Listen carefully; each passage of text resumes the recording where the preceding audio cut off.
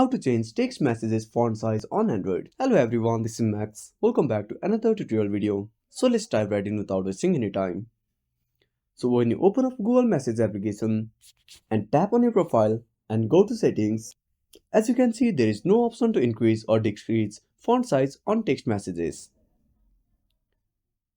If you want to change font size on your text messages, go back.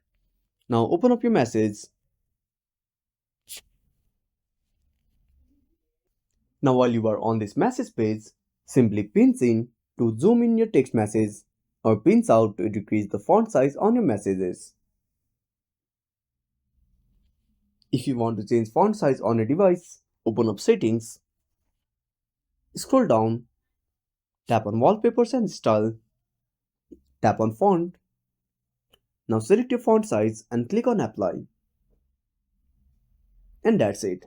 Thanks for watching. Make sure to subscribe our channel and hit the bell icon. See you in the next video.